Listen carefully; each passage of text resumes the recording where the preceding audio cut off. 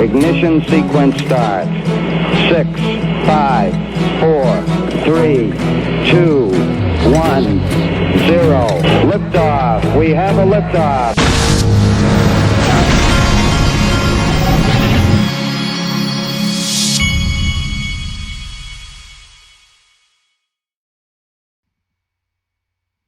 Hey everybody, this is the Digital Asset Investor, and I'm drinking my apple cider vinegar and water. For those of you that don't know, a lot of people drink apple cider vinegar, the organic kind, with water once a day. It supposedly helps to cut down on your cholesterol levels, and my doctor told me mine were a little high, so I've started drinking apple cider vinegar like I used to. Really, I should have been doing it all along. I just, for whatever reason, had gotten out of the habit, but I'm doing it now, and I'm going to take a sip. And for those of you that have never done it, it'll wake you up. Okay, let's get this party started. I wanted to show you fiat leak. We're holding strong at 30 cents with XRP. And I wanted to show you Coin Paprika. I like to look at Coin Paprika every once in a while. The return rates section, which you can click on right here on Coin Paprika. Look at the returns for crypto. Looks like XRP is about to be in the positive for the one physical year. Look at the numbers for XRP. 8.42% in 7 days, 41% in 30 days. 11% up 11% for the quarter. And then you have Bitcoin. Look at Bitcoin for the year, 184%. Now let's look at the market overall right now and see what we're looking at. Looks 24-hour, Ethereum's up 12.14%. You got XRP right at 30 cents, up 7.21% in the last 48 hours or 24 hours. I noticed one thing that you might find interesting. I don't know if it's in this list. Yes, there it is. Look at Hedera hash graph. Folks, I tweeted this out. This is not your father's stock market this morning. 142% in 1 day, 279% in 7 days. And that is because they just announced some kind of I don't know if it was a partnership or something with Google. So there you go. But this, folks, this is Crypto Life. And I think Brad Combs sells t-shirts called Crypto Life. It's a great idea. Okay, let's look at this. Kava Labs came out with this, folks. Incredibly excited to partner with Bitrue Exchange, bringing Kava one step closer to unlocking DeFi for XRP. So Bitrue announced it here that you're going to be able to deposit Kava to Bitrue. That's their token, I guess. But here's what's important. I believe you're going to see Kava and companies like it that are going to be partnering with all of these exchanges so that you're going to be able to take crypto that you have on these platforms and collateralize it so that you don't have to sell your crypto and incur the taxes on it. More about taxes later, but this is interesting. CoinDesk Research, the U.S. Marshals Service will auction approximately 4,040 Bitcoin on February 18th. First such auction since end of 2018. Worth watching not just for the level of the winning bid, but also for whether or not a premium is implied for provenance. So this is very interesting stuff here, folks. That's how Tim Draper, I believe, got his. Now, I wanted to tell you, when I play you this video, I've been having some problems with playing videos and my things. I think I went back and did a lot of doctoring on my last video because I was running into issues. So I hope this works out. But we think the ODL is going to take over very fast, for sure. Like, we want to see the ODL is going to take over very fast for sure. I think we've been watching that for the last couple of weeks. Okay, next, Jerry V. Hall sent me this, and I wanted to give a shout out to him. He is on thechain.io. He does a lot of different interviews. So he has his own YouTube channel. So go give him a subscribe. He's also got a Calendly app, it looks like here, where you can go and schedule yourself an interview. But shout out to Jerry V. Hall because he provided me this. Here's our old buddy Mike Novogratz. Now listen to what he says. I'm going to play a part of this. Now I want to warn you, I tried to ramp up the volume on this. I got it as high as it'll go. And so I'm going to turn my volume up as high as it'll go for this, but it's a low volume video. So listen up. And it's now worth almost $200 billion. And that's in 11 years. Bitcoin is a store of value. It has got worth because we say it's got worth, not because what we use it for. That's really unique. There are very few assets in the world that have store of value, just because. Most currencies into Bitcoin, which I think is a finished product, and the rest of cryptocurrencies, which are use cases that are still to be proven. Some are have spectacular possibilities. Something is going to be the trust layer that lots of stuff gets built on. Trust layer. Who do you think that is? Ripple is trying to be a payment rail. So he talks about how there's going to be a trust layer. Think interledger protocol. He right after that brings up Ripple because he knows. For all the money that sits in between the banking system. And so I look at those as more venture bets. And some are going to win and you're going to win big on. But that's 3 to 4, 5 years away, where I see Bitcoin is now. And Okay, so he finally answered what we've been saying. He sees Bitcoin as his moneymaker now, and that's why he won't talk about the one, XRP.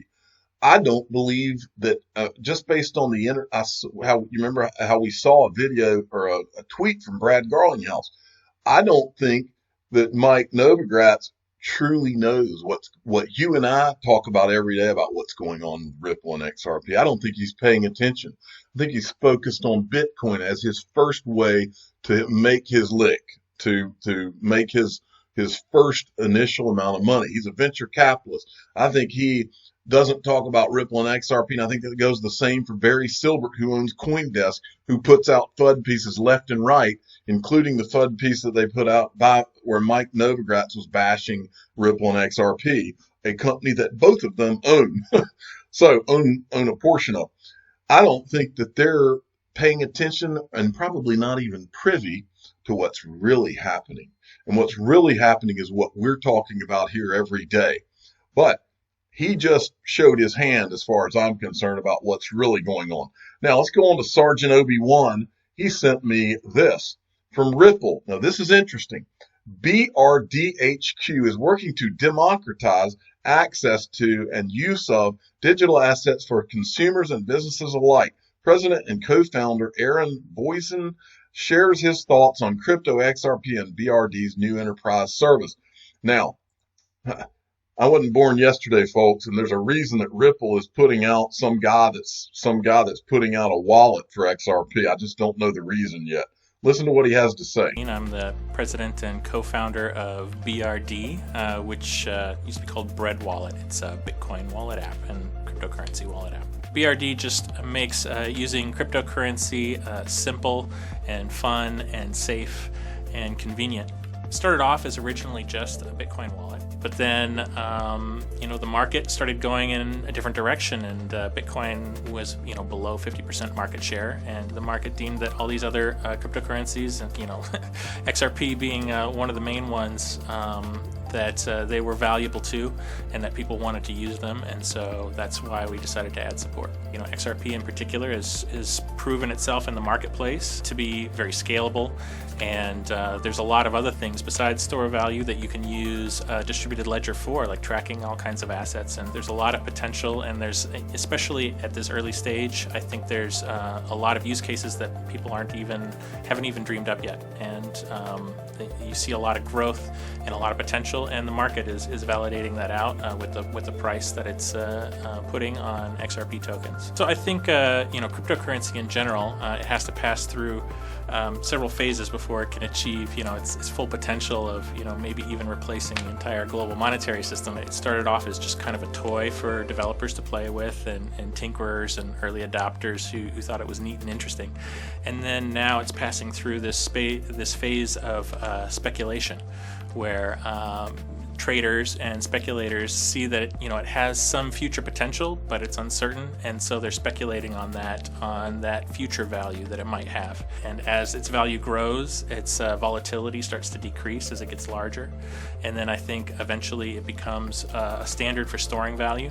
And then towards the end, the last phase after it becomes a widely used standard for storing value is that people start wanting to trade in it directly, and you start seeing consumer adoption for like kind of retail transactions and that type of thing. Ripple and other blockchains, I think, offer a lot of features and are competing with Bitcoin in places where Bitcoin, maybe the protocol has shortcomings. And I think that that's really great for the industry. XRP, in particular, is got a really strong foothold in the marketplace, and we see it being adopted by a lot of banks and institutions and other businesses that need a distributed ledger type functionality. I think the people who are getting it right are where you're seeing the biggest growth, right? You're starting to see investment banks offering cryptocurrency services to their customers, and I think that's great. That's a great step in the right direction. And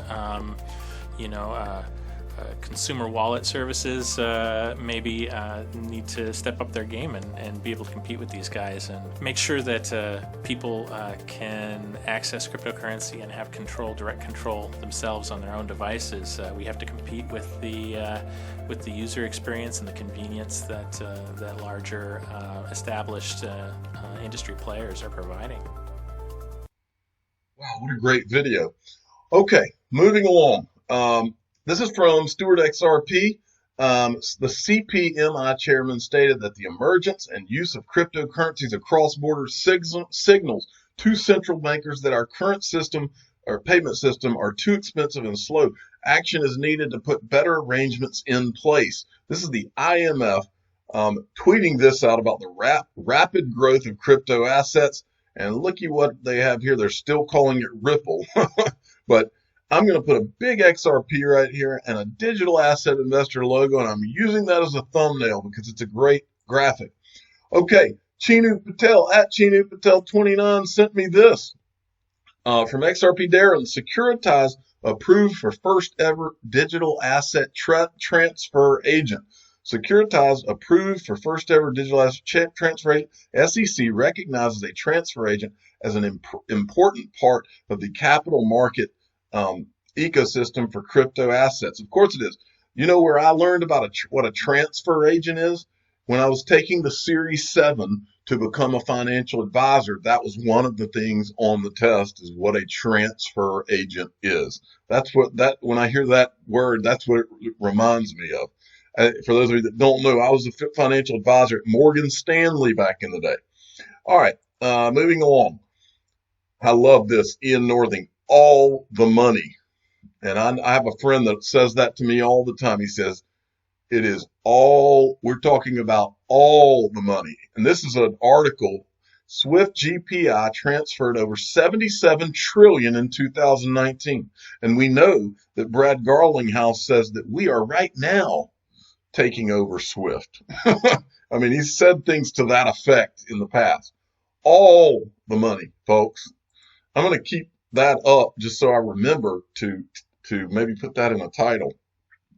Then the wrath of Kahneman. Today, Ripple is in production with banks in most of MENA, I think that's how you say it, Egypt, NBE, UAE, NFB, NBF, NBAD, Saudi Arabia, SABB, I'm not going through all those letters, Saudi Arabia, Kuwait, Bahrain, Oman, Israel, Jordan, Turkey, Qatar.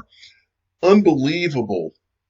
The progress and I read somewhere today that Ripple said they're growing a country, I think it was a country per week is how fast Ripple is growing. Okay, X-Men XRP at XRP 33 sent me this. Circle sells crypto investing app business to Voyager Digital. I think, as I've told you before, I think Circle is, and I can't remember if they sold Poloniex or I know they moved Poloniex to Malta. I don't know if they sold it. Someone said something to that effect the other day. Don't quote me on that. But I think that Circle is getting ready for IPO. I think you could see Coinbase do it. I think you're going to see Ripple do it. Those are the top three if I had to put my money down. Bank XRP, Bitso, in collaboration with Ripple in Mexico, has started offering Argentinian peso on its exchange platform. How about them apples? Firepower, at Firepower FP, sent me this. This is from Jeff Hardy. Will the FedNow system be fully interoperable with the private sector system that is in place, up and running? Let's listen to this. In the past, but one is the Fed's real-time payment system. As you may recall, I was never convinced that this was a great idea for the Fed to pursue this, since we have a private sector system in place, up and running, and really encouraged by the Fed back in the day. But I get the Board of Governors has made its decision. Here's my question for you. A number of constituents have expressed the concern that we're going to end up with two systems that are not fully interoperable. And to the extent that employers and financial institutions and other participants would be plugged into different systems, if they are not fully interoperable, there's a real concern that that is going to, at a minimum, diminish the ability to innovate in these systems going forward. So I guess I'm wondering if you could just briefly, because I do have several other topics, just address the question of whether it is a priority of the Fed to ensure that the FedNow system will be fully interoperable with the clearinghouse system. I think full interoperability is the goal. It will be challenging to reach it, but it's high on our priorities to assure interoperability. It's something we're very focused on in the design stage. Okay, and as I'm sure you're aware, the clearinghouse system is committed to having flat fees and not providing discounts for volume and the size of transactions, provided that the FedNow system does not provide those kinds of discounts. Can the Fed commit that it will have uniform pricing on this platform? We haven't made that commitment, and it's not clear that that's what that the banks who really wanted us to do this are looking for. Well, I would just, this is often cited as a reason why the Fed needed to do this, is because the private system might discriminate on the basis of price. So I think it is important that the clearinghouse system has volunteered. Clearly, they are happy to be regulated if need be to ensure that this would occur. It would be really ironic and a shame if it turns out that. Okay. So I think we got, let's see. Something weird with the video. But anyway, I think we got the gist of that. Like I say all the time, folks, the cake's already baked. You know, I had a guy on Twitter the other day that was trying to, I think he said he was throwing down the gauntlet and trying to challenge me on my thought pattern on all this. Look, go back and watch the Creature from Jekyll Island video on YouTube. I've been talking about this, researching it, talking to people since 2013. And there is nothing that makes any more sense than the fact that this cake is already baked. There's too many players involved that are too powerful. I don't believe for a second that this is already not set in stone. Don't believe it. I used to believe that maybe it wasn't like that, but not now. The crypto utility guy sent me this. This is another one of these parody things that made me laugh. XRP, the Standard Productions. SEC sends no action letter to Ripple Non-Dairy Milk Company. We've seen this before. Exemplifying what can sometimes happen with entangled bureaucratic organizations. The U.S. Securities and Exchange Commission revealed today that they had mistakenly mailed a no-action letter in 2019 to the Ripple Non-Dairy Milk Beverage Company. The letter, which cleared the digital asset XRP of being considered a security in the eyes of the SEC, was meant to go to San Francisco-based blockchain payments company Ripple in what would have surely been earth-shattering news in the cryptocurrency space. Now, that's funny, folks. I love it. Keep them coming, XRP, the Standard Productions. Great stuff. Let's go here. XRP Bart sent me this. Grayscale. This is from the Fidelity Digital Assets guy. I think he's the CEO. People have been saying for the last couple of years, this is going to be the year for institutional adoption. It's hard to predict because it's more of a rolling wave as opposed to an event. I believe we're in that roll of a wave, folks. Now, something I want us to begin thinking about, folks. when adoption really occurs in digital assets, we need to be thinking about this, preparing for the new world of crypto compliance. This is from August of 2019. This is about the Financial Action Task Force, but basically what this article is about the Know Your Customer. The different countries of the world are getting all of their ducks in a row, and it's all, look, when it's all said and done, I've said it from the beginning, you're going to pay taxes on your crypto. Do not think that you're going to hide your crypto from anyone. In the U.S., it's the IRS. We are going to be taxed if we sell our crypto, and don't think you're not. So what I want to get at, but what I want to go over here is that it might be time for us to start thinking about who in in our individual countries, who are the legitimate, completely compliant exchanges or custody solutions where we could send our digital assets and look at storing not necessarily all, but at least some, just in case it becomes a nightmare to prove where it came from. That's what I'm starting to see those concerns expressed. Okay, so I wanted to throw it out there. I also wanted to remind you, the IRS is not putting this on their form for no reason. It is going to ask you point blank, if you have digital assets, you've invested them, you're not going to hide this. You're going to be taxed, okay? And so it might be time to start thinking about, is it time to put some of your, not all necessarily, but some of your digital assets and store them in a safe place that is a place that the IRS, or in your case, your taxing authority, sees as legit. Okay, just wanted to throw that out. Okay, and finally, I'm going to end this video. I was going to give Big Skinny a shout out, and I also want to give a shout out to Big Skinny's brother. If you're out there, you're listening, and you know the Digital Asset Investor has just named you the official brother of Big Skinny. I'm the Digital Asset Investor. I'm not an investment advisor. This is for entertainment purposes only. Please subscribe and hit the like button and tell your friends and family that Big Skinny's brother is now the official brother of the Digital Asset Investor channel. Thank you for listening.